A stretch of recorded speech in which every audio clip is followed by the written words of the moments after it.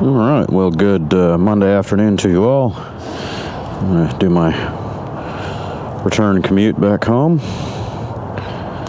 Here's going to be the test. We'll see if the Ryker remembered eco mode from earlier today. You sure did. Look at that. So it remembers eco mode, but it does not remember sport mode. That's different. Make sure I'm buttoned down. Yep. So you can stay in eco, but you can't stay in sport. They want you to be conservative. All right.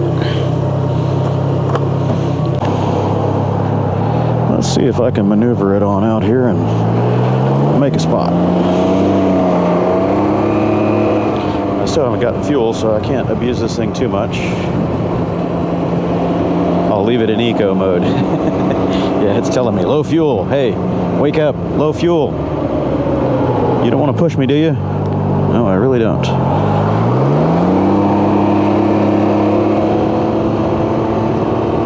Let's see what my autonomy is.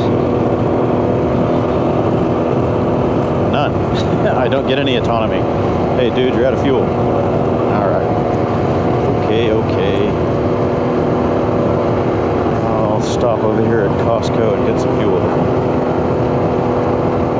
I don't think I'll wait and get my hot dog like I usually do, but that's okay.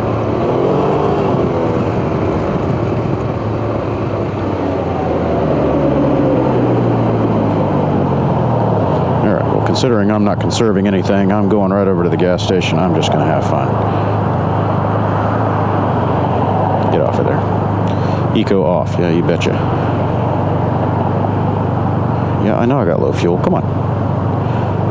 There's sport. So back to my morning speed run. The obvious question is, why do you need to go 100 miles an hour on a Ryker? The answer is you don't.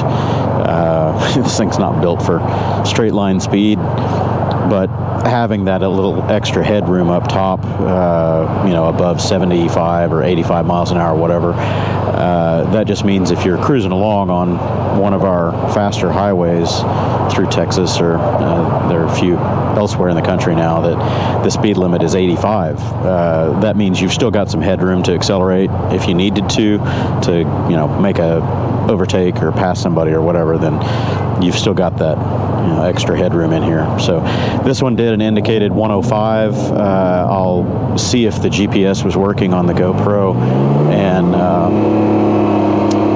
we'll see what the real world speed was. Yeah, bye-bye gas.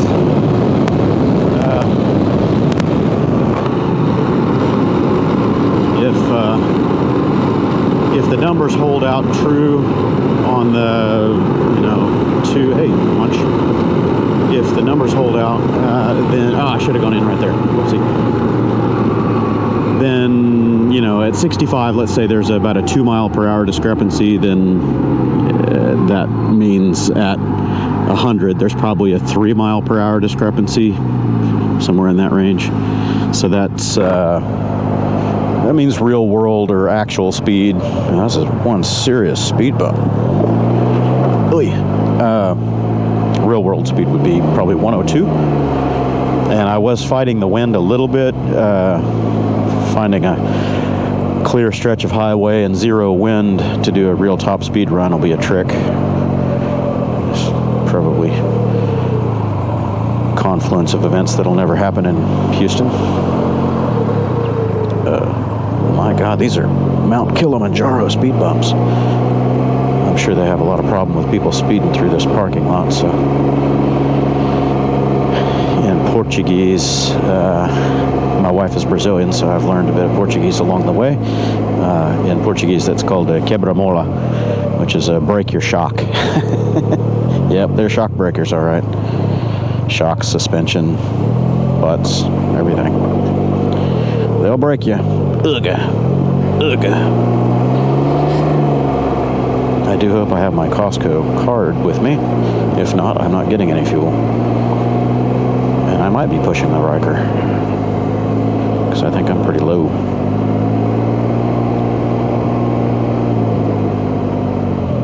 my second ride shakedown was right here at this Costco. Came over to get air in the tires and got my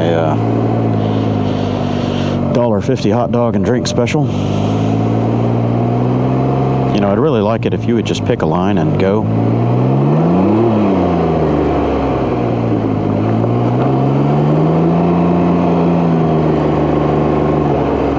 Okay, empty lane, got a lane. Yep, there's one.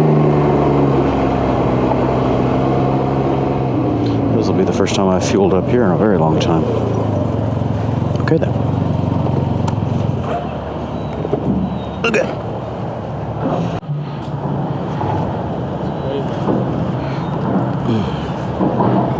Oh! This thing's got a bad habit of spitting fuel everywhere. I'm all the way in there and it's still spitting fuel.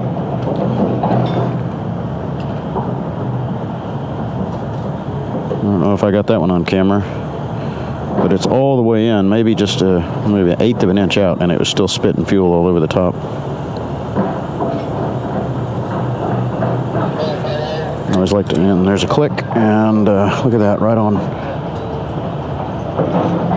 Oh, went one over. Okay, so it took 5 gallons. That means I had a little left. All right. How much did you start at, like, price-wise? This one is the top of the line. It's the Rally Edition, so it comes with different wheels and a little more add-on stuff, but they're like 11,000, so it's not bad. Yeah, so I got this one with an extended warranty and all the goodies and all that, and I've got about 13 in it.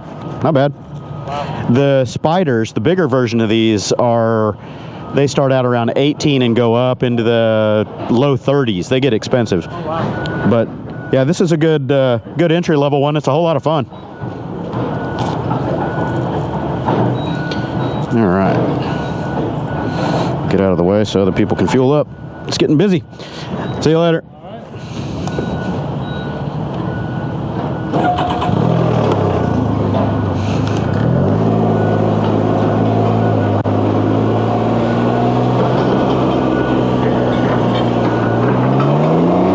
Stop over here and do my fuel thing. I just need to get out of that traffic over there. The line's got crazy fast. Okay. Again, my normal fuel routine. Record all my mileage and nerds, fuel stats, all that nonsense. But yeah, it's me. It's a habit that I got into years ago, and I still do it. I started doing it because of consulting and tax stuff, doing the write-offs and all that. Okay, so I'll do a couple of pictures on this guy.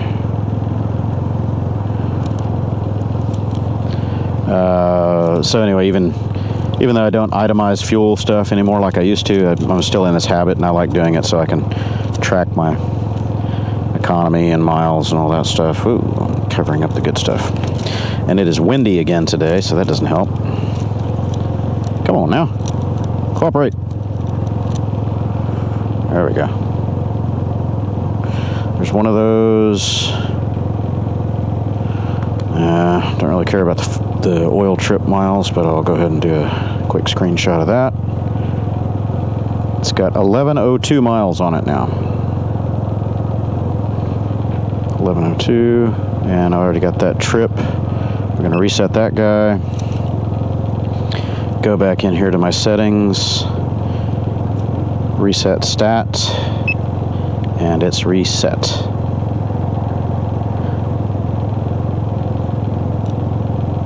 Exit. Fuel stat is zeroed out average. We're going to set her in sport and get the heck out of the parking lot. And I'm probably going to end up stuck in rush hour traffic, but yeah, that's how it is.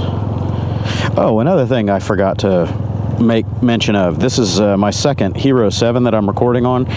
This thing is not as thirsty on battery. I did my whole morning commute video this morning, and when I parked and took a look at the battery status on it, it was only down to like 54%. So I don't know what it is with my first Hero 7 that I got. This is the second one. the first one is real battery hungry, and this one not so much. They're both set in the same recording mode, 1080, 60 frames a second, motion, smoothing, all that. It's all set identical. So I don't know why one is much thirstier on battery than the other. And I rotate the batteries, so it's not like it's the same battery. I have, 8 batteries. Now that's dangerous. Doesn't have that thing flagged or marked. Somebody's going to remove his ladder for him by accident. And again, a real strong fuel smell. This one's got a habit of kind of percolating the fuel back up through the fill hole there. I don't know what that's all about. I can't get on the highway there, so I'm going to have to come down here.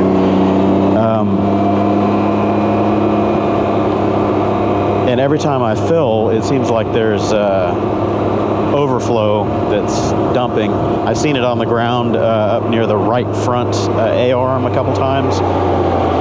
So I don't know if by the time it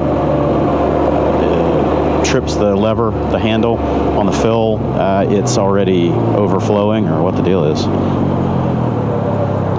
Yeah, and this is unfortunate because now I don't know that I can actually get in the HOV. I can't. Oh well. I'll have to rub elbows with traffic for a few miles before I can get in the HOV now. That'll teach me to fill it before I leave my neighborhood. So this week my Ryker projects are going to be finding a metal fabricator, contractor to do the adapter plate that I wanted to do. Hopefully at least get that started. And then I'm going to change out these bulbs, these halogens, put some LEDs in there. And I might try, thank you for not crushing me.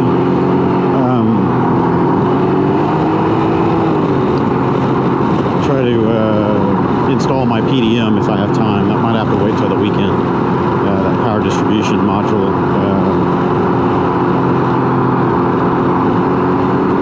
I have to fabricate a mounting plate out of aluminum and or ABS to give it a place to live up front.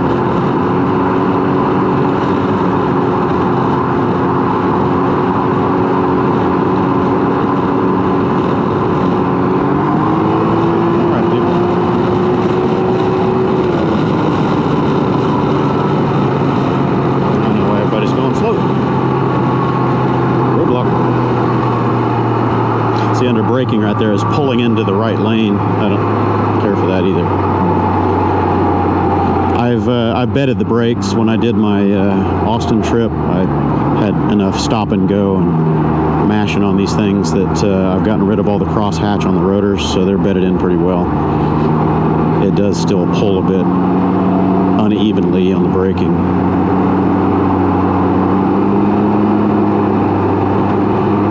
That's the pads or balance, bias, whatever.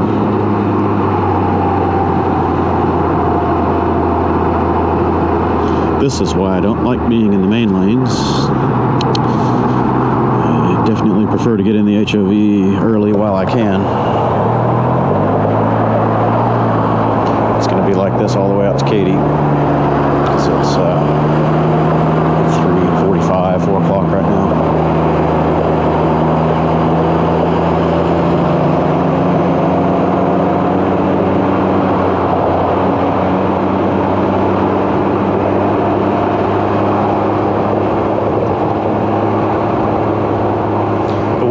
Fairly nice today. This overcast that is probably showing up on camera.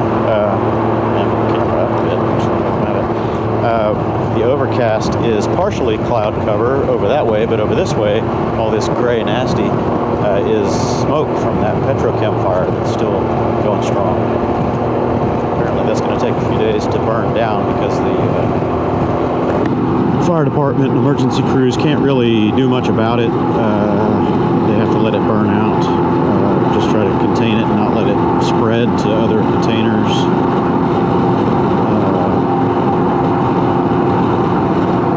They've got foam surrounding it from the last I heard, trying to prevent it from jumping into adjacent storage units and containers. So it's just a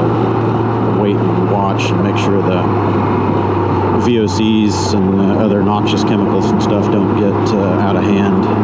They're saying that it's okay right now, but I kind of doubt that. I would not want to be over there downwind of this. Certainly can't be healthy to breathe.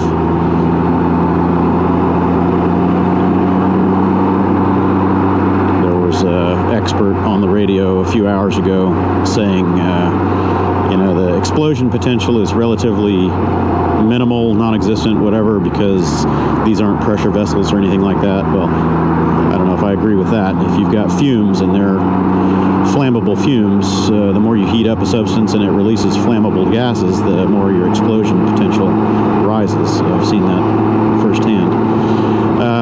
Anyway, they were saying that the environmental air quality monitors were like 6 miles away from this and they're upwind. So how do they know what this thing's putting off?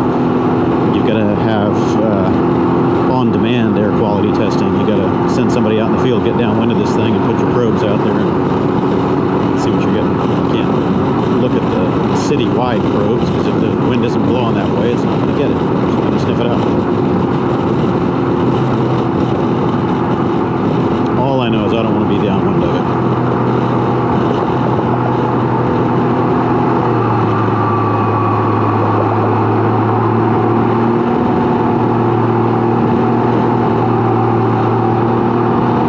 Bikes out today.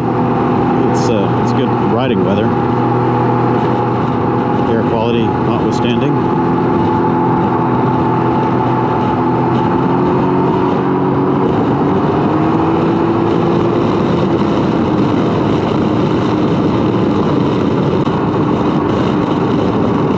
Another bike behind me. I think that one's the police.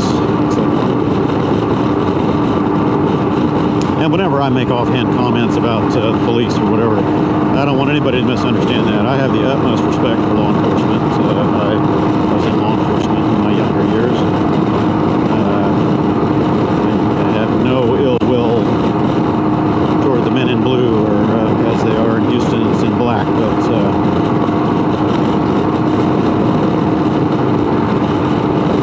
very much respect their place in the society and the work that they do. It's dangerous job, and it's one of the reasons I got out. It didn't seem worth the risk reward benefit to me. Decided to stay in computers and consulting because I was already doing that and made more money in that, and I didn't get shot at. So it was a win-win. Stay out of it.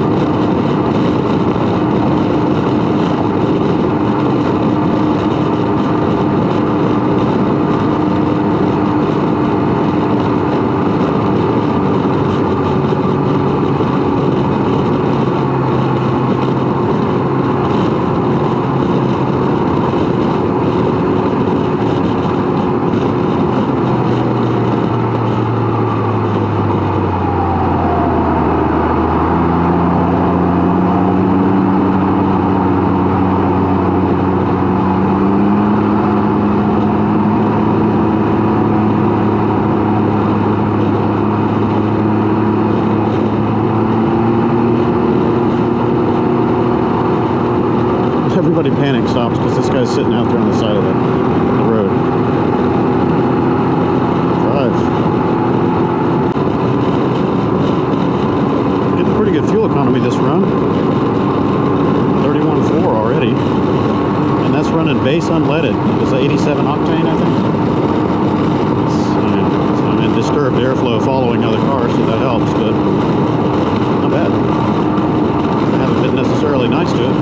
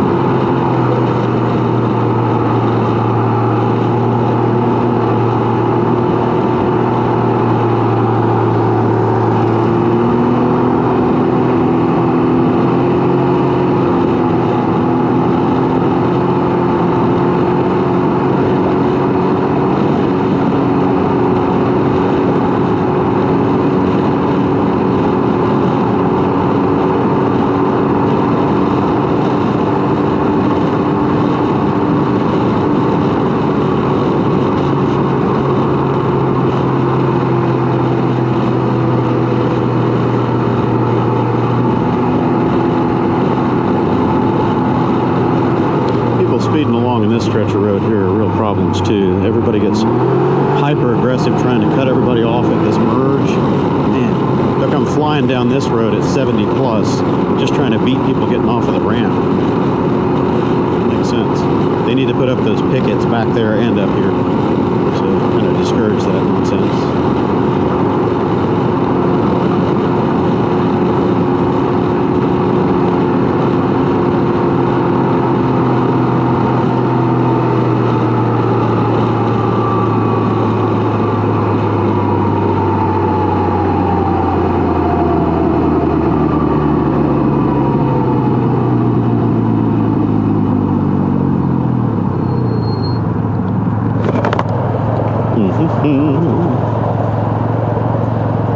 I still smell fuel on this thing. I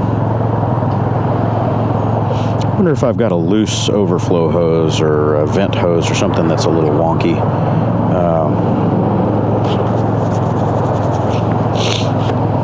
I didn't notice it so much the first 2, maybe 3 fill-ups, but ever since I took the bike in and I had the oil changed right before the Austin trip, I've noticed a heavy oil smell to it, like it's leaking, or I don't know, maybe it's just burning off still. And every time I fill it up, I notice heavy fuel smell. Wondering if I've got a disconnected vent hose or something's not set quite right. I might have to dig into it myself, find out. I don't think it's a real problem per se, but anytime I smell raw fuel coming off of my bikes, I guess it's from being a motocrosser and dirt biker all my life. I'm leery of that because I've had a couple of bikes catch on fire that way with leaky fuel hoses and hot engine heads and spark and whatnot, and I ended up with 2 different bikes caught fire on me.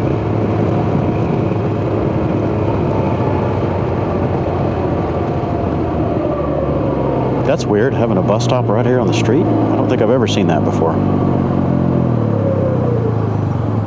In the 4.5 years I've lived over here, I've never once seen a bus stop right here on this road. It's a little odd, rather dangerous, I would think.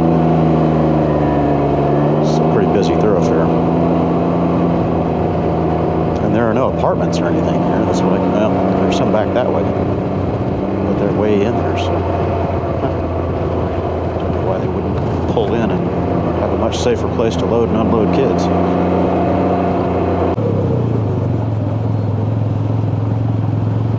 It's a really nice day. That is a good view of the smoke cloud coming out of the far east side of Houston. It looks like a cloud, but it's actually particulate smoke from the fire. Looks like a dark storm cloud. Wow.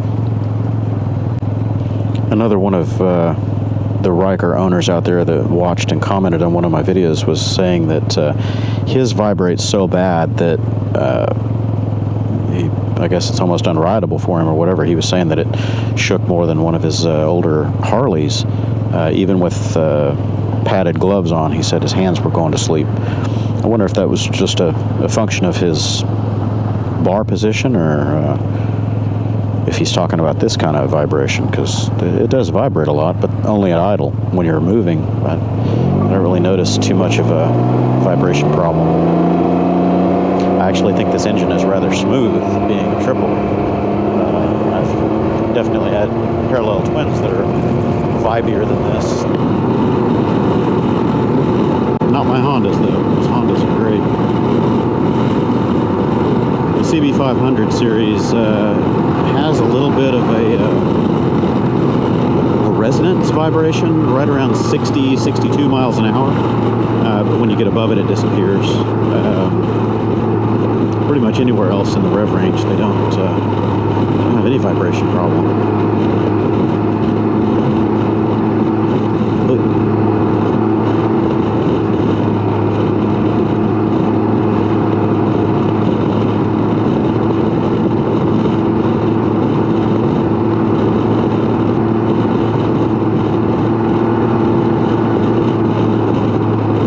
This tank is doing surprisingly well on fuel already. 32.5. It was higher than that at the stoplight back there.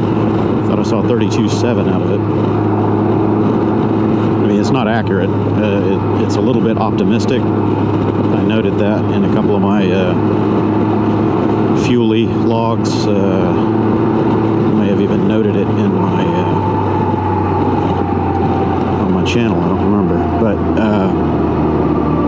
it seems like the fuel computer is about 1 mile per gallon optimistic. The speedometer is 1 or 2 optimistic compared to GPS, but the fuel calculations on Fuelie are showing that fuel computer to be about 1 to 1.2 optimistic.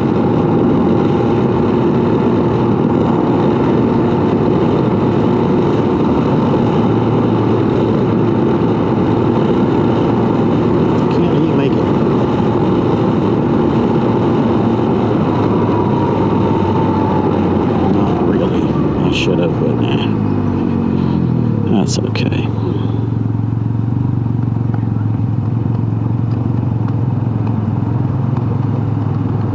If I didn't have anything else to do, I'd like to just go for a ride. Of course, rush hour traffic in Houston is not really a pleasure ride time. It's nice weather out, though. I think I'll take the Cub. Just go farting around. Still haven't decided what I'm going to do with the other scooters. Need to do something with the one of the PCXs. I guess I could just take it over to the warehouse and park it a while, turn off the insurance for a while so I'm not just paying dead weight. Don't really know. If I could sell that and get a decent price out of it, then I would probably go ahead and get rid of it. It still has a year of extended factory warranty left on it. It's only got 2,500 miles, but the dealer was only wanting to offer me like 1,500 trade-in for it. I'll keep it or sell it private. So it is official. I think I mentioned it before. That is a Starbucks. We can see the signs. I owe my kids $20 each over there when they open. That's a new design for the Starbucks. I'm used to the boxy look with no porch, no nothing. That's going to be kind of nice to sit outside, I guess. Have coffee.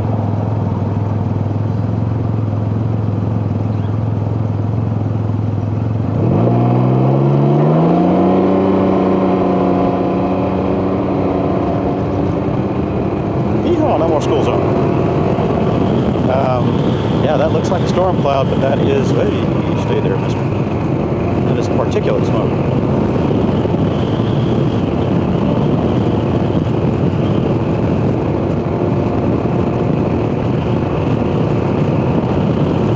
Oh, another little update. My Heliquip Hell mic showed up late last week, Thursday, Friday. I got it out of the mailbox on Saturday. I have not yet installed it. I might do that today, tomorrow, and do a couple of quick ride vlogs, check my audio levels and see how that new mic works. By all guesstimates, it's going to be a little better than the mic I've got in here just for wind and noise rejection. But I've been very pleased with this Cardo mic in here. It does a good job. I mean, I still pick up wind noise and ambient noise to some extent, but we'll see how that Hell mic compares, and I'll do a review on that and promote his products a bit. From what I understand, that's a local guy here in Texas, in the Austin area, that makes these. It's his own business, and see if I can send some business his way.